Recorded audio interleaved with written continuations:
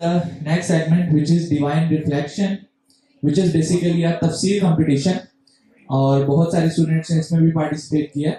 The segment head of tafsir competition is Rifat Aslam, a student of final year BS Nursing. Judges of this segment will be Dr. Aisha Hamayu, Principal Sheikh Khalifa bin Zayed Medical and Dental College Lahore and Head of Department Community Medicine. Professor Munib Ashraf, Head of Department Pharmacology, Gujranwala Medical College. Dr. Haris Shehbaz, alumni of Sheikh Khalifa bin Zayed Medical and Dental College Lahore. And Dr. Asya Badni, a well-known educationalist trainer. Thanks a lot all of the judges कि आप लोगों ने time निकाला यहाँ पर आए. Rules में बताता चलूँ तफसीर के जो टाइमिंग है उसके बारे में क्राइटेरिया बड़ा जो है वो सख्त है. 7 मिनट दिए जाएंगे हर पार्टिसिपेंट को. आपने 7 मिनट के अंदर ही अपनी तफसीर जो है उसको कंप्लीट करना होगा. 6 मिनट 30 सेकंड पर बेल दे के आपको रिमाइंड करा दिया जाएगा कि 30 सेकंड के बाद आपने अपनी चीज को कंप्लीट करना है, अपनी तफसीर को कंप्लीट करना है. तो आपको वाइंड अप करना होगा after the first bell. 7 minutes and 30 seconds पर माइक ऑफ कर दिया जाएगा. तो ऑब्वियसली जब आपकी तफसीर कंप्लीट नहीं हुई होगी तो उसका जजेस पर अच्छा इम्पैक्ट नहीं जाएगा. Let's move on. I would like to call the first participant Rabia Shafaq. She is a student of 3rd year DPT from Rashid Latif Medical College. Rabia Shafaq from Rashid Latif Medical College. वो भी power करें कि वो भी participate भी करें और इस तरह से आप इसको पूरे सेटअप को रखें कि उसके अंदर उनकी पार्टिसिपेशन फाइनल हो रहा था. कबूल करें हमारी इस एफर्ट को और सिंसियर रहें हम कॉज के साथ जो हमारी है कि हम दीन को कुरान को स्पेसिफिकली अपनी ज़िंदगी में लाने की कोशिश करें. हम उसके साथ सिंसियर रहें और अल्लाह इसको कबूल करे और हमें हर तरह की रिया के अंदर और हमारी आखिरत के अंदर हमें नुकसान पहुंचा सकती है. तो सुब्हानकल्लाहुम्मा व बिहम्दिका नशहदु अल्ला इलाहा इल्ला अंता नस्तगफिरुका व नतूबु इलैक. वाज़ेह तौर पे बयान फरमाते हैं.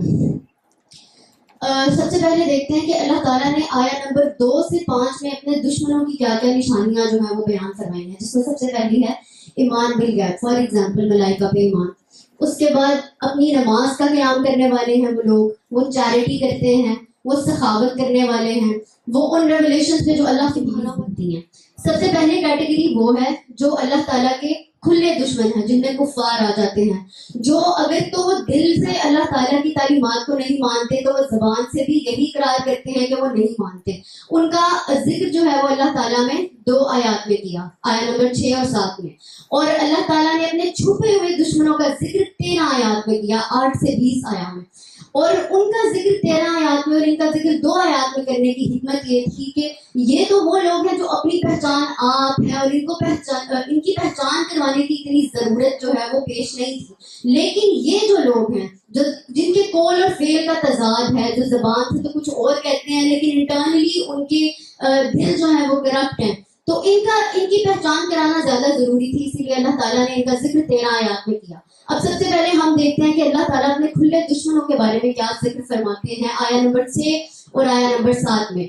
आया नंबर 6 में अल्लाह ताला ने फरमाया, बेशक जिन्होंने कुफ्र अपना लिया है उनके लिए बराबर है, ख्वाब आप उन्हें डराएं या ना डराएं वो ईमान नहीं लाएंगे. अल्लाह ने उनके अपने इंतखाब में उनके दिलों और कानों पर मोहर लगा दी है और उनकी आंखों पर पर्दा पड़ गया है और उनके लिए सख्त अजाब है. अब यहाँ पे अल्लाह ताला ने ओपन एनिमीज के बारे में फरमाया कि जब आका अलैहिस्सलाम हिदायत की बातें किया करते थे तो आका अलैहिस्सलाम को हौसला देने के लिए भी बेसिकली उन्होंने फरमाया कि चाहे आप उन्हें डराएं या ना डराएं, आपने ये नहीं समझना कि मेरी हिदायत की बात है, जो हिदायत की मेडिसिन मैं इनको दे रहा हूँ वो बेअसर हो गई. बेअसर नहीं हुई बल्कि सरकशी, वो जिस सरकशी में पड़े हुए हैं, जो बागीपन है उनका, वो उसकी इस इंतहा तक पहुंच गए हैं कि अगर अब आप उनको वो बातें बताएं भी तो उन पर कोई असर नहीं होगा. और इसकी एग्जाम्पल बिल्कुल जो है वो एक उस फिजिशियन और पेशेंट की तरह है. जैसे एक फिजिशियन है वो अपने पेशेंट को कह रहा है कि ये चीजें जो है इनसे तुमने परहेज करनी है, अगर तुम इनसे परहेज नहीं करोगे और परहेजी कर करके उसकी कंडीशन एक टाइम पे आके ये हो जाती है कि अब वो मेडिसिन अगर आप ले भी ले तो उसकी जात पे या फिर उसकी सेहत पे कोई फर्क नहीं पड़ेगा.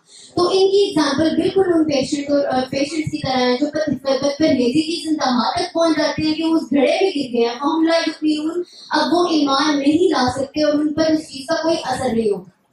Now moving on, اللہ تعالیٰ اپنے کھلے دشمنوں کے بارے میں کیا فرماتا ہے، چھپے ہوئے دشمنوں کے بارے میں اللہ تعالیٰ نے قرآن پاک میں فرمایا. آیا نمبر 8 سے 10 کا میں نے جو انتخاب کیا ہے، ویسے تو 13 آیات میں ذکر ہے، اور لوگوں میں سے بعض وہ بھی ہیں. اب یہاں پہ دیکھنے کی ضرورت یہ ہے کہ اللہ کتنے حقارت انگیز انداز سے ان کا ذکر کر رہا ہے. کافروں کو پھر بھی ایک کردار دے دیا کہ پہچان دے دی کہ وہ کافر ہیں، مسلمانوں کو پہچان دے دی، لیکن ان کو کوئی پہچان بھی نہیں دی. مطلب ان کو ان سے بھی مورلی جو ہے وہ بدتر قرار دیا، کہ مطلب اظہار اس طرح سے کیا کہ بعض وہ بھی ہیں جو کہتے ہیں کہ اللہ پر اور یوم قیامت پر ایمان لائے، حالانکہ وہ ہرگز مومن نہیں. وہ اللہ کو یعنی رسول اللہ صلی اللہ علیہ وسلم اور ایمان والوں کو دھوکہ دینا چاہتے ہیں، مگر فی الحقیقت وہ اپنے آپ کو ہی دھوکہ دے رہے ہیں، ان کو اس کا شعور نہیں. اب اللہ تعالیٰ کو تو کوئی دھوکہ نہیں دے سکتا، اور اس بات سے وہ چاہے منافق ہیں، چاہے وہ ویزیبلی کہتے ہیں کہ ہم مومن ہیں لیکن اندر سے یقین نہیں کرتے، لیکن وہ یہ بات جانتے ہیں کہ ہم اللہ کو دھوکہ نہیں دے سکتے. تو یہاں اللہ نے اپنے آپ کو رکھ کے ریفر کیا رسول اللہ صلی اللہ علیہ وسلم کو، اور اس وقت جو مسلمان دوسرے مسلمان اور مومن ایگزسٹ کرتے تھے ان کو. اور اگر یہ یہاں سوال یہ اٹھتا ہے کہ اگر وہ دل سے مانتے ہی نہیں تھے یہ بات کہ ہم اللہ تعالیٰ اور اسلام کی تعلیمات کو نہیں مانتے، تو وہ ڈھونگ کس چیز کا کرتے تھے، اور اس ڈیکلیریشن کا مقصد کیا تھا؟ تو بیسیکلی وہ ڈسیو کرنا چاہتے تھے رسول اللہ صلی اللہ علیہ وسلم کو، وہ دوسرے مسلمانوں کو ڈسیو کرنا چاہتے تھے، اور وہ مسلمانوں کے امام مسکنسیپشن اور ڈاؤٹس پھیلانا چاہتے تھے. وہ رسول اللہ صلی اللہ علیہ وسلم کی دروس سنتے تھے. رسول اللہ صلی اللہ علیہ وسلم خود حدیث میں آتا ہے کہ انہوں نے فرمایا، ان کو کہتے تھے کہ قیامت تک کے جتنے بھی کفار اور مسلمان ہیں اور جو میرے پہ ایمان رکھتے ہیں، میرے سامنے ان کے احوال بالکل عیاں کر دیے ہیں اللہ تعالیٰ نے. اور واپس جا کے ان عام فہم مسلمانوں کو کہا کرتے تھے کہ تمہارے رسول تو کہتے ہیں کہ قیامت تک کے مسلمانوں کے حالات بتا دیے، ہم ان کے ساتھ جہاد پہ جاتے ہیں، نمازیں پڑھتے ہیں، ہمیں تو یہ جانتے نہیں، ہم تو بربلا کہتے ہیں کہ ہم نہیں ایمان لاتے. تو یہ کیسی سچائی ہے؟ اور ایک کتنی نقصان دہ چیز ہے یہ ان لوگوں کے لیے جو ایک عام وہاں مسلمان ہے نا، تو یہ اس طرح کی حرکتیں کرتے تھے. اب وہاں پہ اس وقت ان کی سائلنس کا کیا وزڈم تھا کہ انہوں نے فوری کیوں نہیں، اگر احوال بیان مطلب وہ جانتے بھی تھے تو کیوں نہیں فوری ان کو کہا کہ نکل جاؤ یہاں سے، یا پھر ان کو امیڈیٹ پنشمنٹ کیوں نہیں اللہ تعالیٰ نے دی؟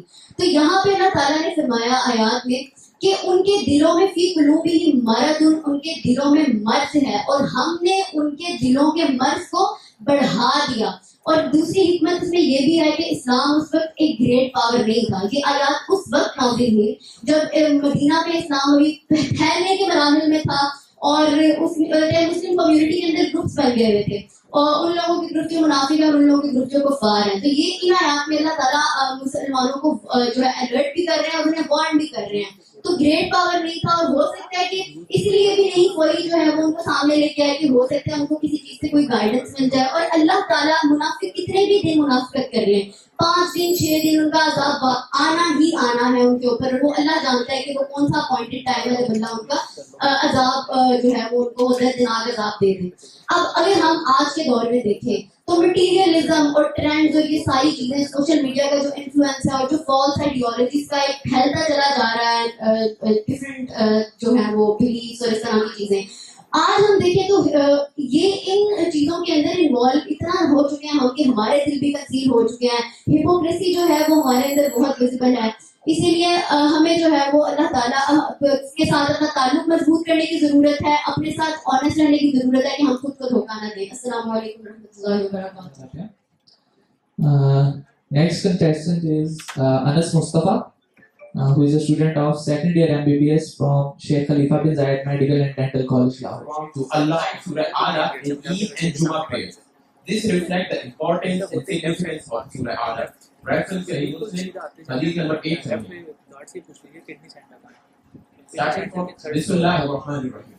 Verse number 1. Sabbih ismi rabbikal a'la. Exalt the name of your Lord, the Most High. According to this verse, Allah should only be remembered by the name that He has mentioned for Him in Holy Quran. Allah should not be mentioned that depicts the lack of respect. And as He mentioned in Surah Ikhlas, say, Allah is one. He is eternal and absolute. Nor He is a father, nor He is a son, and nothing implicates His status. Verse number 2. Allah is not would be created in randomness, then it would not be as perfect, structured, and beautiful as it is, and the inner coherence among the species would not exist. If you see the tafsir of this ayah with the reference of Surah Al-Mu'minun, Allah subhanahu wa ta'ala explains the embryological development of human embryo, in which He says, we then place him as a sperm drop in a place of settlement firmly fixed. Then we make drop into an alaqa, then take alaqa into a lump, then we make out of that lump into bones, and then we clothe the bones with the flesh, and then we allow it to grow and finally to attain its definite form. If we see the Surah Mu'minun, the concept of embryological development is beautifully explained.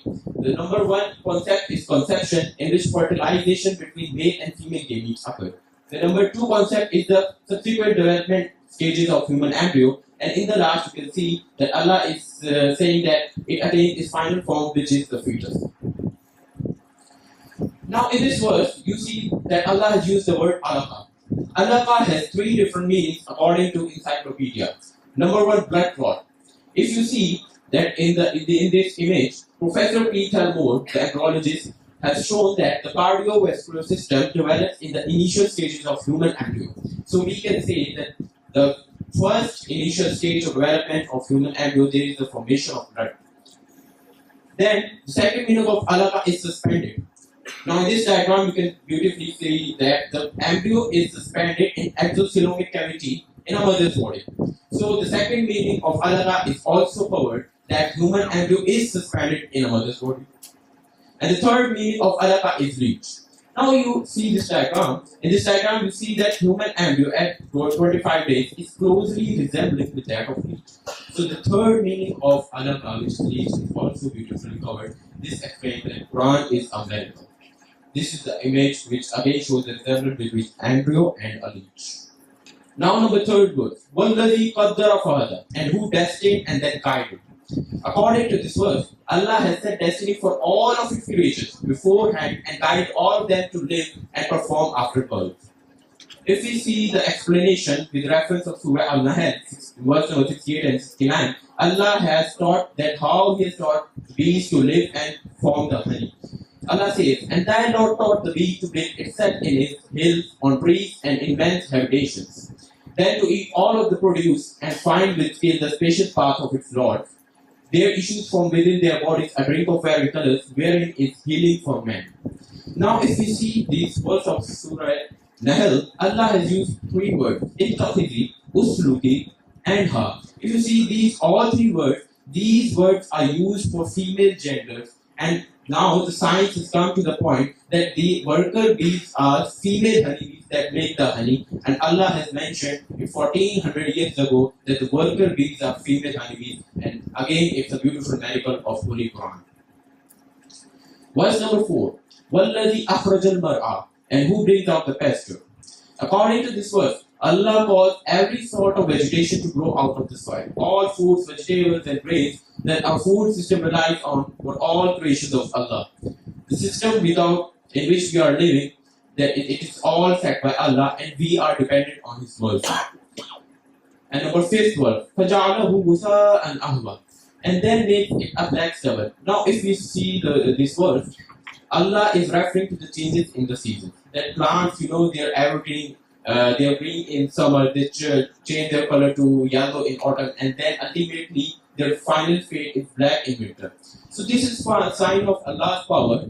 And second message you can take this from this verse, that nothing in the universe is constant. There are various stages in human life, that first they rise, they fall, and nothing in the creation of Allah there is constancy. Every creation goes through variations.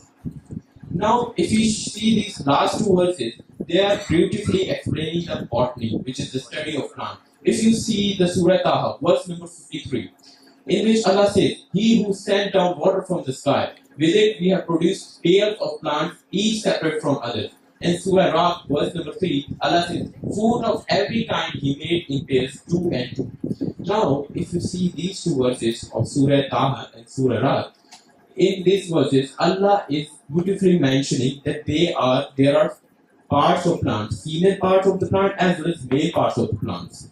And now science has explored this concept 200 years ago, that there are male part of the plant as well as female, and through this concept of pollination occurs, which says that pollen cells from the male part of the plant are carried to the female part of the plant through the process of pollination, and it occurs through insects or by air. So this is a beautiful miracle of Allah, and I would say, فَبِأَيِّ آلَاءِ رَبِّكُمَا تُكَذِّبَانِ, then which of the favors of your Lord will you deny? Thank you very much. अल्लाह ताला वो इंसान के साथ जोड़ती है, वो आप सबको बताएं। लेकिन अल्लाह ताला ने यहाँ पे ये बताया है कि इंसान के अंदर वो कौन सी क्वालिटीज होनी चाहिए कि वो दुआ कर सके, वो एलिजिबल हो सके दुआ के लिए, और वो दुआ है क्या। उसके बाद अल्लाह ताला ने बताया है कि उसका नतीजा क्या निकलेगा जब वो दुआ आप करेंगे। तो शुरू करते हैं कि जब अल्लाह ताला नहीं और नहीं करता। प्लीज एक्चुअली दिस क्योंकि डिस्टॉर्टेड जो इस कुरान को पढ़ता है मगर इस पर गौर नहीं करता। आयत नंबर 190 में अल्लाह ताला फरमाते हैं कि आयत नंबर 190 में अल्लाह ताला फरमाते हैं कि बेशक आसमानों और जमीनों की खल्क में और रात और दिन के इख्तिलाफ, अल्लाह ताला ने प्रीरेक्विजिट्स के बारे में बताया है कि इंसान के अंदर कौन सी क्वालिटीज हैं। पहली क्वालिटी यहाँ बताई, साफ दिल और दिमाग। अल्लाह ताला का कुरान को अरबी में नाज़िल करने का मकसद ये था कि अरबी जो होती है उसका सतही मीनिंग नहीं होता, उसका डीप रूटेड मीनिंग होता है। वो डीप रूटेड मीनिंग हमें तब समझ आता है जब आप अरबी के ओरिजिन को समझते हैं कि उस लफ्ज़ का ओरिजिन क्या है। यहाँ पे आपका ध्यान में उलुल अलबाब की तरफ दिलाना चाहती हूँ कि उलुल अलबाब का लुग़वी मानी होता है लुब रखने वाला, साफ और पाकीज़ा अकल।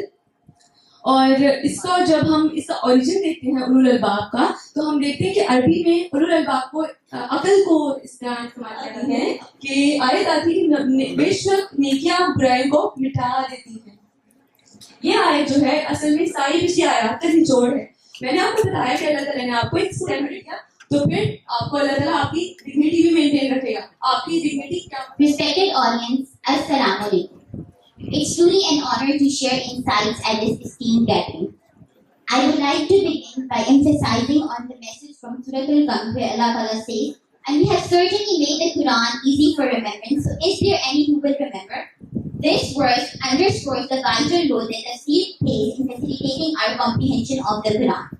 Today, we will delve into the tafsir of the first 5 verses of Surah Al-Mulk, whose Shan-e-Nuzul is that it invites us to reflect on the greatness of Allah's creation and to remind us that this life is a test.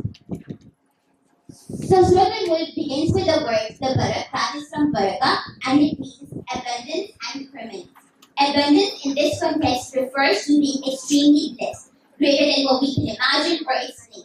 For example, when 70 companions of Holy Prophet ﷺ, they completely satisfied their thirst to a single bowl of milk by the barakah of Allah's name. So tabarak has been used in multiple places in Quran. For example, Surah Furqan, Tabarak al-Lazi nazala al-Furqan. Even in your salah, you begin with Subhanaka Allahumma wa bihamdika wa tabarak asmuka. So tabarak refers to blessings and divine grace. The next word is al-Mulk, that refers to kingdom, and biyadihi al-Mulk implies the exclusivity, that the kingdom belongs to Allah and essentially nobody else. So Allah Ta'ala says, "Tu'til mulka man tasha wa tanzil mulka mimman tasha." You give the kingdom to whom you will, and you take it away from whom you will. That's whatever you have in this world, your wealth, your health, your wisdom, everything is in Allah's hand. So if you want anything rectified, just turn to Him and never disobey Him. For the people of Ad and Samud, they did so, and they were destroyed. The next word is al-Qadir, that is from Qudra, that refers to continuous control over something. So Allah Ta'ala directly manages all the affairs of this world, even He micromanages the most minute of your affairs. That is why Hazrat Aisha said, "Ask Allah for everything, even the lace of your shoe." In the next verse, we see that it is Allah's Qudra or power that brings life into existence. So now if you ever doubt Allah's abilities, just think of al-Mawta wal-Hayata. Because you think all of Allah's creation, we have replicated it, but Allah made the sun, we made the bulbs. He made the birds, we made the aircraft. But can you think of replicating life and death? Essentially not. Now humans, they have advanced so much that they have made clones. But clones, they are mere duplicates of organisms. They do not originate life. Rather, they use the life that has been destroyed by Allah subhanahu wa ta'ala. Now, death is something that you experience daily. For example, when you sleep, that is a minor death. That is why when you wake up, say Alhamdulillah all blessings to Allah who gave us life after He caused our death. Now why was the death mentioned before life? In order to stress on it, so that you remember it and you hasten to do good deeds. And why did He create life and death? To test you. That's why Allah says, did you think that we had created you without purpose? Now where there is a test, there's going to be a result, and the result is hell and heaven. This life is an exam. Whenever you have an exam, you burn the midnight oil for it, right? But what about this greatest exam of life? Where Allah says that we have made it. Today we get Assalamu alaikum wa rahmatullahi wa barakatuh. Today we gather here to reflect on the tafsir of the first 5 nuzul of Surah Al-Kawthar is quite controversial. But the general opinion is that it was revealed in Makkah, so as a warning so that the people were so indulged in the worldly lives. Starting with the first ayah, competition in the worldly increase diverts you. On one side is a path for the worldly life, on the other is a path for Allah. So what do you mean by this worldly path? What are we chasing for in this dunya? Me being a medical student, let me give you an example. Why do people of medical profession? For some, it may be to get married in a good household. For some, it may be because of money, wealth, power, success. Or for some, it may be even to get a quality. Every one of us have an endless list of our desires and cravings. And in this, we have become heedless. Heedless of what? Heedless of the sole purpose for which we came in this world. The word takasur here means tree. It can be taken as 3 meanings. Number 1, the desire for abundance. Number 2, the competition to surpass others. Number 3, the feeling of superiority. We are chasing a race to which there is no end. Why do we try to impress people so much that it should be a shame for us if we do not or never try to impress Allah subhanahu wa ta'ala? Today we have children, money, power, and we take pride in it. We're proud of it. It's making us feel pride. Why? Why are you giving the remote of your life in the hands of the Satan? Allah subhanahu wa ta'ala said, and do not let your wealth and children divert you. Al-Munafiqeen verse 9. Today our thinking is being rewired. The more dunya I have, the more I say, Alhamdulillah, I have a great have. And that's nice, you should say that. But you should also say, Astaghfirullah, I will be asked about it. The more I have, the more I'll be asked about it. And the less I have, the less I'll be asked about it. There's nothing wrong to have more. It's just you better be able to answer about that. This dunya is not a sign of how much Allah loves us or hates us. This dunya is a test for the wealthy and the poor. The wealthiest people in history turned out to be the worst one. Take Pharaoh. He was pretty wealthy, right? And the homeless, the poor people turned out to be the best human beings. Take Ibrahim alayhi salam. He was deported. He had lost his migration. He was made homeless. Still, he was the best human being. Now, I'm not saying here that wealth is evil. It's not evil, but it's not good either. Every penny you spend, you should be held accountable for it. Today, what is wrong with us? Why are we being dragged toward the earth? Do you not wonder? Do you not understand? Do you prefer the present life more than the hereafter? Do you not know that this life is nothing but delusion? Do you not know that this is nothing, the enjoyment is nothing but little? References are Surah Tawbah and Surah Imran. Do you not ponder the reflection of which has been made many times in the Quran? All these surahs, they reflect upon that. Surah Al-Jumu'ah, Surah Muhammad, Surah Nam, all of these tell us about that. Do you not know the knowledge? You will know.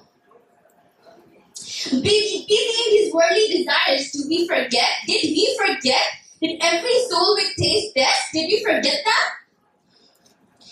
Be real with yourself. Do not let this dunya delude you. It's a deception, it's distraction, it's delusion. Every single one of us is going to die. You're going to die, I'm going to die. Every single one of us is going to go down to the grave and we're going to be presented before our Lord. Then and then only will you realize, what did I do with my life? What did I do with that? And in that moment, you will be responsible you and only you will be to blame for yourselves. You will be responsible and nobody else. Today, let's decide to make a decision. Let's not leave this truth want to your life to remain as it is, or whether you want the penthouse of Jannatul Firdaus. Wallahi, death is uncertain.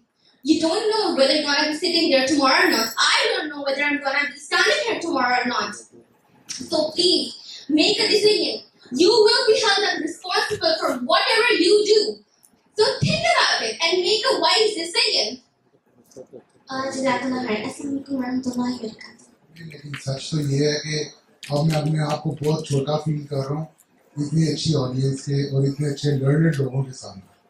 Nevertheless, let's try to see what I bring forward to you. हम लोग अगर यहाँ पे start पे हैं, how many of you would like to reach the end and be the champion? मेरा ख्याल है कि हम सब लोग ये चाहेंगे कि हम लोग चैंपियन बने और एंड पे टॉप पे हों. अब एक मेरा सिंपल सा क्वेश्चन है मेरे अपने आप से कि अगर ये फिनिट लाइफ जो कि 60, 70, 80 years की है उसके लिए हम लोग इतना एफर्ट पुट इन कर रहे हैं, तो what do you think about an infinite life जो कि नेवर एंडिंग है? और if you divide a finite number with infinity, उसका रिजल्ट क्या है? Not even zero, probably way below zero somewhere. So आज जो मैं मैसेज आप लोगों तक लेके आया हूँ वो है कि how can we be the champion. इसके लिए इसको मैं बोलूँगा कि how can we achieve hidayah, how can we get and the eternal and the final miracle. लेकिन in the end of the day it's up to Allah subhanahu wa ta'ala, and हम लोग चाहते हैं we need guidance. Oh Allah, या अल्लाह please give us हिदायत. हमारा objective of life क्या है? ओ अल्लाह प्लीज गिव अस हिदायत. तो उसके लिए अल्लाह सुब्हानहू व तआला ने जो सूरा अल फातिहा में फरमाते हैं कि this is the opening उम्मुल Quran, इसको बोलते हैं सूरा उम्मुल Quran, the first chapter of the Quran. और अल्लाह सुब्हानहू व तआला ने इस सूरा को दो हिस्सों में डिवाइड किया. एक हिस्सा अपने लिए रखा और एक हिस्सा अपने सर्वेंट के लिए. अल्लाह सुब्हानहू व तआला कहते हैं अल्हम्दुलिल्लाहि रब्बिल आलमीन अर्रहमानिर रहीम मालिकी यौमिद्दीन इय्याका नअबुदु व इय्याका नस्तईन इहदिनस सिरातल मुस्तकीम सिरातल लज़ीना अनअमता अलैहिम गैरिल मग़दूबि अलैहिम वलद्दालीन आमीन. So, Alhamdulillahi Rabbil Alameen. All praises and thanks to you, O Allah Subhanahu wa Ta'ala. अब देखें, हम लोगों की कोई first language most of us की अरबिक नहीं है, लेकिन अब मैं अगर पठान नहीं हूं तो मैं पश्तो के एक दो लफ्ज सीख भी लूं. How will I mean it? I cannot mean it until I know what I am saying. तो उसके लिए क्या करना चाहिए? This is my personal experience जो मैं आप लोगों से शेयर कर रहा हूँ, क्योंकि हम लोगों की फर्स्ट लैंग्वेज अरबिक नहीं है. सो वन वे इज कि आप जब बोलते हैं अल्हम्दुलिल्लाहि रब्बिल आलमीन, साथ ही अपने दिमाग में अल्लाह सुब्हानहू व तआला को आप ऐसे जैसे आप खड़े हैं अल्लाह ताला के सामने और से ओ अल्लाह all praises and thanks to you, Alhamdulillahi Rabbil Alameen, साथ ट्रांसलेशन करें. अब इंटरेस्टिंगली बहुत सारे लोगों को ये तो पता है कि all praises and thanks to Allah, लेकिन अल्लाह ताला भी आगे से जवाब दे रहे हैं कि my servant has praised me. यानी आप जब कह रहे हैं कि अल्हम्दुलिल्लाहि रब्बिल आलमीन, तो अल्लाह ताला आगे से कह रहे हैं my servant has praised me, और अल्लाह ताला जवाब दे रहे हैं आपको. उसके बाद अर्रहमानिर रहीम, अर्रहमानिर रहीम का मतलब है कि अर्रहमान का जो रूट है वो रहम, अर्रहम यानी यूट्रस, यानी आप लोग मेडिकल प्रोफेशन से हैं. जिस तरह अल्लाह सुब्हानहू व तआला एक बच्चे का ध्यान रखते हैं वूम के अंदर, रहम के अंदर, इस तरह अर्रहमान, this is a mercy for everybody including all Muslims and non Muslims. लेकिन फिर उसके बाद एक स्पेशल टाइप ऑफ मर्सी है Ar-Rahim, only for the Muslims, Iman only for the believers. وہ لوگ جو ایمان لے گئے. پھر اللہ سبحانہ وتعالی سے کیا کہتے ہیں؟ اب دیکھیں 2 حصوں میں ڈیوائڈ کیا ہے اللہ تعالیٰ نے. اور پہلے جو بھی کوئی کنگ ہے آپ پہلے اس کو پریز کرتے ہیں, اس کے بعد آپ دیکھتے ہیں کہ وہ کیا, اس کے بعد آپ اپنی جو درخواست ہے اس کے سامنے ان کے سامنے رکھتے ہیں. تو اسی طرح الحمدللہ رب العالمین الرحمن الرحیم, پھر اللہ سبحانہ تعالیٰ آگے سے جواب دیتے ہیں اپنے سرونٹ کو, مائی سرونٹ ہیز گلوریفائڈ می. پھر آپ مزید تعریف کرتے ہیں کہ دا ماسٹر آف کہ ایاکنا الحمدللہ رب العالمین الرحمن الرحیم مالک یوم الدین, کہ او اللہ you are the owner of the day of judgment, مالک یوم الدین. اور پھر اللہ سبحانہ تعالیٰ جواب دیتے ہیں کہ my servant has related all his matters to me. اور اس کے بعد اب یہ ہم نے پہلے تعریف کر کے تو اسٹیج سیٹ کیا, یعنی اللہ سبحانہ تعالیٰ کو آپ نے راضی کیا, ان کی تعریف کی. اس کے بعد ایاک نعبد و ایاک نستعین, یہ فریز تو کافی پاپولر ہے پاکستان میں. So this is between my servant and my servant shall acquire what he sought. یعنی اللہ سبحانہ تعالیٰ آگے سے جواب دے رہے ہیں. پھر فائنلی ایاک نعبد و ایاک نستعین اہدنا الصراط المستقیم صراط الذین انعمت علیہم غیر المغضوب علیہم ولا الضالین آمین. اور اس کے جواب میں اللہ سبحانہ تعالیٰ کہتے ہیں کہ my servant shall acquire what he sought.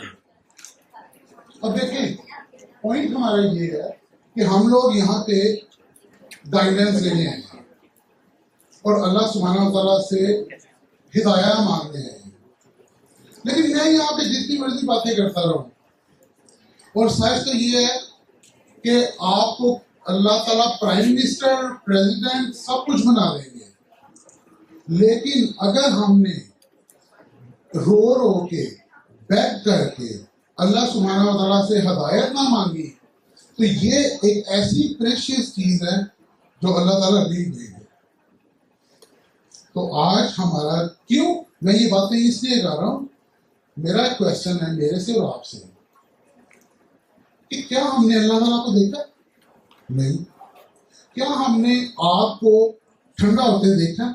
نہیں. کیا ہم نے سی کو حضرت موسیٰ کو سپلٹ کرتے دیکھا؟ نہیں. جب ہم نے کچھ نہیں دیکھا, how can we believe? How can we believe? تو ہم بلیو اس طرح کر سکتے ہیں کہ ہم رو کے اللہ تعالیٰ سے مانگیں کہ یا اللہ اگر آپ ہیں تو please please guide me to the right path.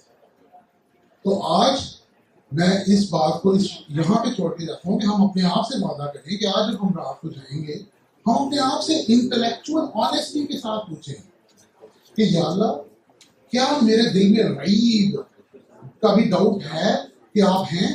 کیونکہ اگر آپ ہیں تو پہلا کام تو اللہ کو پہچاننا ہے, اس کے بعد ہے کہ اللہ تعالیٰ چاہتے کہ ہم سے. تو سب لوگ میں ریکویسٹ کرتا ہوں آج ہم اپنے آپ سے وعدہ کریں کہ جب ہم دیکھیں تو رات کو ہم سوچیں کہ کیا واقعی میں اللہ تعالیٰ پہ بلیو کرتا ہوں کہ جتنی میں نے باتیں کی ہیں یہ باہر کے ملکوں میں یہاں پہ یہ کہانیاں لگتی ہیں لیکن یہ سچ ہے.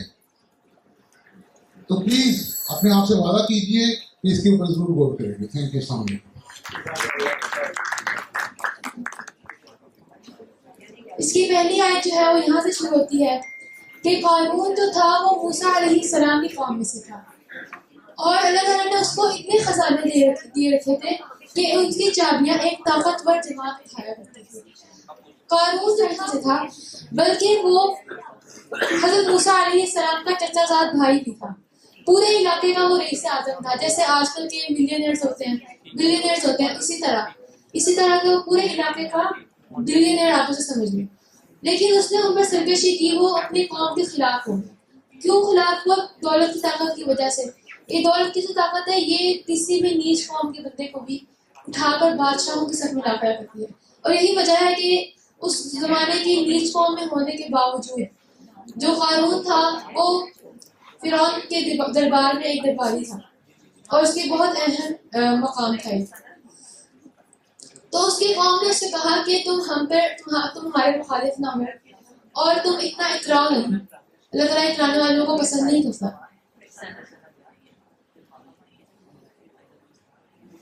اس کے خزانے کی جو تفصیل تھی وہ یہ تھی کہ اس کو اللہ تعالیٰ نے اتنے خزانے دے رکھے تھے کہ اس کی جو چابیاں تھیں یعنی خزانوں کی جو چابیاں تھیں اس کو اٹھانے کے لیے بھی ایک طاقتور جماعت یعنی ایک بہت سارے غلاموں کی ضرورت پڑتی تھی جو اس کی چابیوں کو اٹھا کر لے کر جاتے تھے. تو ان کی جو قوم تھی قوم کے لوگوں نے اس سے کہا کہ اللہ تعالیٰ نے جو کچھ تمہیں دے رکھا ہے اس کے اندر سے اپنے لیے آخرت کے گھر کے لیے بھی کچھ نکال کے رکھو اور اس کے علاوہ دنیا میں اپنا حصہ نہ بھول جاؤ. یہاں پہ جو اہم بات ہے وہ یہ ہے کہ دنیا میں اپنا حصہ نہیں بھولنا ہم نے. یہ ہے کہ اسلام میں رہبانیت کا کوئی تصور نہیں ہے اور یہ نہیں ہے کہ آپ نے اپنی ساری دولت جو ہے وہ آخرت کے کاموں میں لگا دینی ہے بلکہ آپ نے دنیا میں بھی اپنا حصہ رکھنا ہے لیکن ضرورت کی حد تک. ہم اپنی ضرورت کے دائرے کو بڑھا لیتے ہیں جب ہمارے پاس دولت زیادہ آتی ہے اور ہم اپنی آسائشوں کو اور لگژریز کو بھی اپنی ضرورت بنا لیتے ہیں. تو یہ نہیں ہے. ہم نے دنیا میں ضرورت کے تحت رہنا ہے ایک مسافر کے تحت رہنا ہے. دنیا میں اپنا حصہ نہیں بھولنا لیکن آخرت میں اپنا گھر تلاش کر کے رکھنا ہے جس طرح اس کی قوم کے لوگوں نے اس کو نصیحت کی تھی. پھر انہوں نے کہا کہ اللہ تعالیٰ نے تمہارے پر جس طرح احسان کیا اسی طرح ہم اپنے قوم کے لوگوں پر بھی احسان کرو. جو تمہارے رشتے دار ہیں ان کے ساتھ سیاحت بھی کرو. جو تمہارے مال میں جو دوسروں کا حق ہے جو سائل کا اور محروم کا حق ہے جیسے اللہ تعالیٰ نے کہا ہے کہ والذین فی اموالہم حق معلوم للسائل والمحروم اور ان کے مالوں میں ایک مقررہ حصہ ہوتا ہے سائل اور محروم کے لیے یعنی سوال کرنے والے کے لیے اور جس کے پاس کچھ بھی نہ ہو اس کے لیے. تو اسی طرح ہے کہ ہمارے اموال میں بھی ایک حصہ ہوتا ہے ایک حق مقرر ہوتا ہے. یہ ہم لوگ کوئی احسان نہیں کرتے اگر ہم کسی کو کوئی مال دیتے ہیں تو یہ احسان نہیں ہے ہمارا. تو اللہ تعالیٰ نے اس سے کہا کہ ان لوگوں نے اس سے کہا کہ اللہ تعالیٰ سے ڈر جاؤ اور زمین میں فساد نہ کرو. اللہ تعالیٰ فساد کرنے کو پسند نہیں کرتا. تو اس نے سرکشی کی بنا پر کیا کہا. اس نے کہا کہ یہ سب کچھ مجھے ایک علم کی بنا پر دیا گیا ہے. یعنی اس نے کہا کہ یہ سب تو میرا بزنس آئیڈیا تھا جس کی وجہ سے میرے پاس اتنی دولت تھا یا یہ تو میری اسٹریٹجی تھی یہ میرا ہنر تھا یہ قابلیت تھی میری. حالانکہ اس وقت وہ یہ بھول گیا کہ جو قابلیت جس کی وہ بات کر رہا تھا وہ اللہ تعالیٰ نے ہی اس کو دی تھی. اللہ تعالیٰ کہتے ہیں قرآن میں واللہ خلقکم وما تعملون. اللہ تعالیٰ جو ہے اللہ تعالیٰ نے تم کو بھی پیدا کیا ہے اور جو تم عمل کرتے ہو اس کو بھی پیدا کیا ہے. یعنی ہمارے پاس جو قابلیت ہے جو ہنر ہے جو صلاحیت ہے وہ بھی ہمیں اللہ تعالیٰ نے ہی دی ہے اور اسے بھی اللہ تعالیٰ نے پیدا کیا ہے. اللہ تعالیٰ نے اس سے کہا کہ کیا اس نے نہیں جانا کہ اس سے پہلے بھی ہم نے بہت سی قوموں کو ہلاک کر دیا تھا حالانکہ وہ اس سے دولت میں بھی زیادہ تھی اور طاقت میں بھی زیادہ تھی اور مجرموں سے ان کے گناہوں کے بارے میں پوچھا نہیں جائے گا.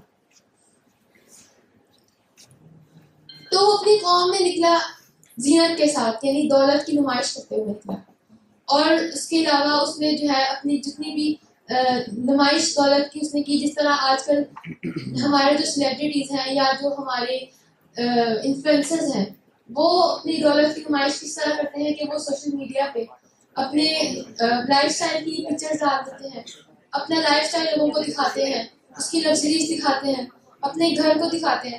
تو یہ سب کچھ بھی اسی میں شامل ہے اور یہ اللہ تعالیٰ کو سخت ناپسند ہے.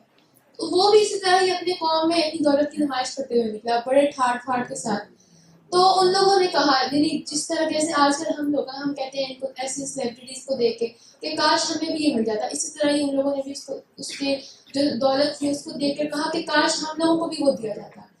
تو اللہ تعالیٰ کہتے ہیں کہ ان لوگوں کے لیے افسوس ہے اس شخص پر ان لوگوں کے لیے افسوس ہے جو ایسے کام کرتے ہیں حالانکہ وہ نہیں جانتے کہ اللہ تعالیٰ جو ہے جو اللہ تعالیٰ کے پاس ہے وہ اس سے بہت بہتر ہے.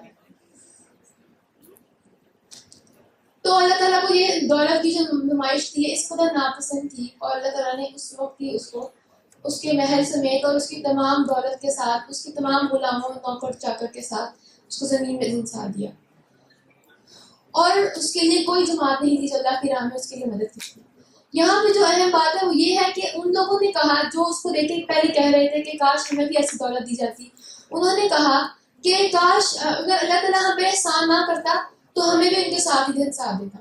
یعنی کہ بات کیا ہے کہ انہوں نے صرف اس کو دیکھ کے رش کیا تھا. انہوں نے قارون جیسا کوئی تکبر نہیں کیا تھا کوئی تفاخر نہیں کیا تھا.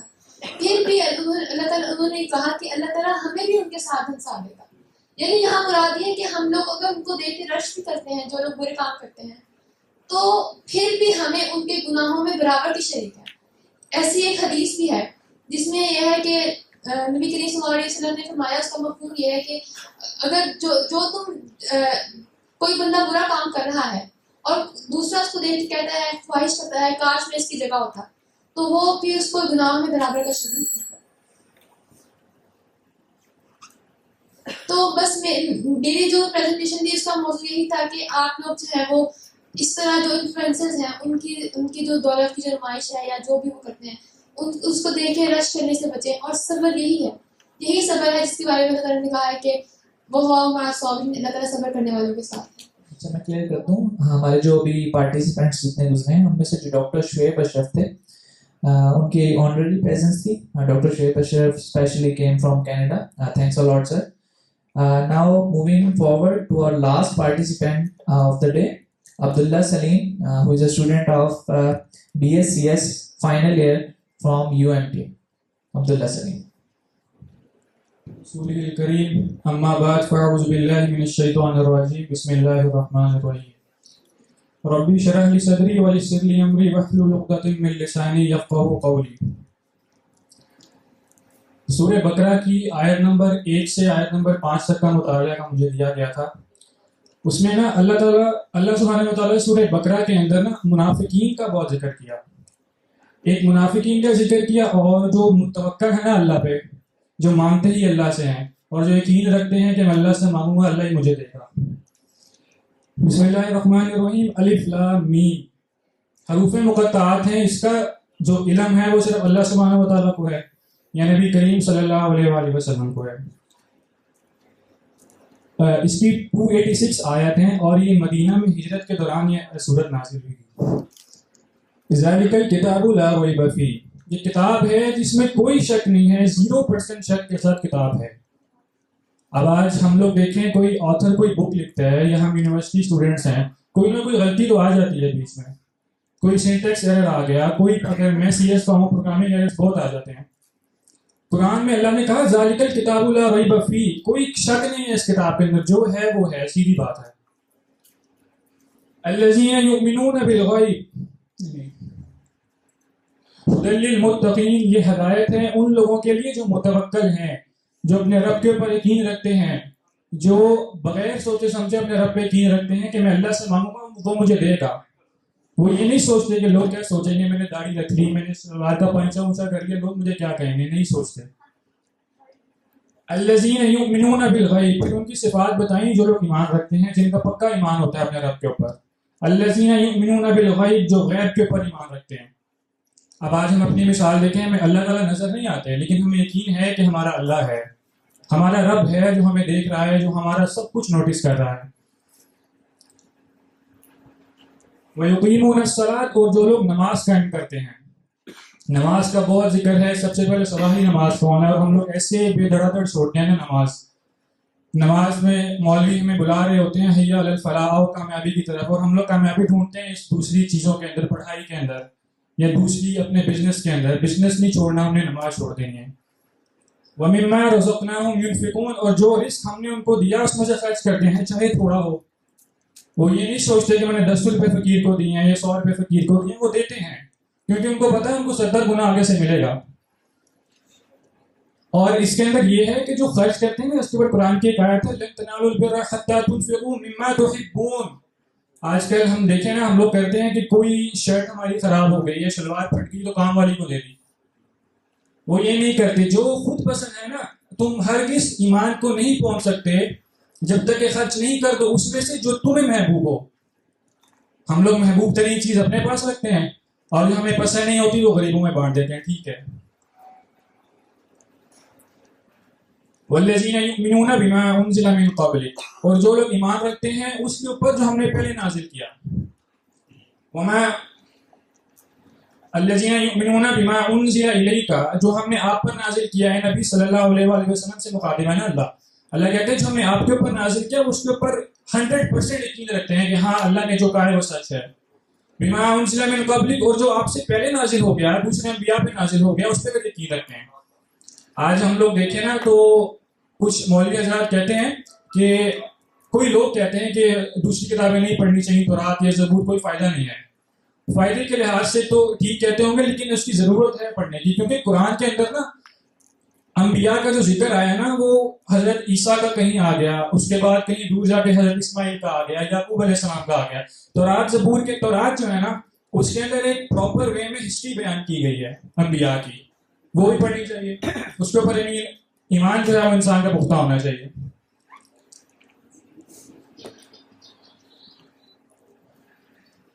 وَبِالْآخِرَةِ هُمْ يُوقِنُونَ. اب آپ دیکھیں جو 3 لفظ ہیں نا، وَالَّذِينَ يُؤْمِنُونَ بِمَا أُنزِلَ مِن قَبْلِكَ وَبِالْآخِرَةِ هُمْ يُوقِنُونَ. آخرت کے ساتھ یوقنون کیوں آیا؟ یقین کے اعتبار سے ایمان کا جو ہمارے انسانوں کا جو عملی اعتبار سے جو مؤثر چیز ہے نا وہ ہے آخرت پہ یقین. جب پتہ ہوگا نا کہ میں نے اللہ کو جواب دینا ہے، جب پتہ ہوگا کہ میں نے اللہ کے سامنے جواب دہ ہونا ہے، میری پوچھ گچھ ہوگی بھائی، میں نے اللہ کے سامنے جواب دہ ہونا ہے کہ میں کوئی گناہ کر رہا ہوں تو اللہ مجھ سے پوچھے گا کہ کیا ہے. یقین ہونا چاہیے آخر پہ. جب پتہ ہوگا نا کہ میں نے اللہ کو جواب دینا ہے تو تیر کی طرح چیزیں ہوں گے ہمارے، کیونکہ پتہ ہے عذاب برحق ہے، ملے گا. اولئک علی ھدی من ربہم واولئک هم المفلحون. اولئک علی ھدی من ربہم، یہی لوگ ہیں جو سچی ہدایت کے اوپر ہیں. ان لوگوں کو سچی ہدایت ملی ہوئی ہے. ایک بات یقین سے جان لیجئے، ہدایت اس کو ملتی ہے جو ہدایت کا مطلوب ہے. بغیر مطلوب کے ہدایت نہیں ملتی. جب طلب نہیں ہوگی ہدایت نہیں ملے گی. نماز پڑھنے کا دل میں نہیں آئے گا، ایسے ہی پڑھی جا رہے ہیں، ٹھیک ہے پڑھنی چاہیے، لیکن دل میں خضوع ہونا چاہیے. اسی طرح اللہ تعالیٰ سورہ مومنون کی آیت میں فرماتے ہیں قد افلح المؤمنون، فلاح پالی ان لوگوں نے جو مومن ہیں. ہم مومن کون ہیں؟ جو اللہ پہ یقین رکھتے ہیں. وہ نہیں ہیں جو کبھی کسی کی بات میں آ گئے، کسی کی بات میں آ گئی، کسی دوسرے کے سامنے ہاتھ پھیلانے لگ گئے. نہیں، مانگنا ہے تو اللہ سے مانگنا، ختم ہوگی بات. قد افلح المؤمنون آیت نمبر 1 ہے. اس کے بعد اسی آیت، اسی سورت کی دوسری آیت میں اللہ تعالیٰ نے فرمایا والذین هم فی صلاتہم خاشعون، جو اپنی نماز میں خشوع قائم کرتے ہیں. یہ نہیں ہے ہاتھ باندھے ہوئے نماز پڑھ رہے ہیں اور ذہن کہیں اور ہے، ذہن اپنے بزنس کے اندر ہے، ذہن اپنی پڑھائی کے اندر ہے. نہیں، ایسی نماز کا اللہ کو کوئی نہیں آپ کو چاہیے. اللہ کو نماز میں جب پڑھ رہے ہیں تو نماز پڑھ رہے ہیں، ختم ہو گئی بات. اس کے بعد اس کی آیت نمبر 5 میں اللہ تعالیٰ فرماتے ہیں سورہ مومنون کی والذین هم لفروجہم یحافظون، جو اپنی شرمگاہوں کی حفاظت کرتے ہیں. ایک حدیث میں نبی کریم صلی اللہ علیہ وآلہ وسلم نے فرمایا کہ انسان آپ مجھے اپنی زبان اور شرمگاہ کی حفاظت دے دیں، میں آپ کو جنت کی ضمانت دوں گا. اتنا اس کے اوپر ہے بات. مفلحون. اس کے بعد اسی سورہ مومنون کی آیت نمبر 9 میں اللہ فرماتے ہیں والذین هم فی صلاتہم یحافظون، جو اپنی نماز کی حفاظت کرتے ہیں. نماز کا بہت ذکر ہے. ہم لوگ بے دھڑادھڑ نماز چھوڑتے ہیں نا. آج کل تو ایسے لوگ نماز چھوڑے ہوتے ہیں. فجر کی نماز میں جا کر دیکھیے آپ، ایک صف بھی بمشکل پوری ہوتی ہے، ایک صف بھی بمشکل پوری ہوتی ہے. اللہ سے دعا ہے کہ ہمیں اللہ دین پر مکمل طور پر عمل کرنے کی توفیق عطا فرمائے. جزاکم اللہ خیر. جزاک اللہ.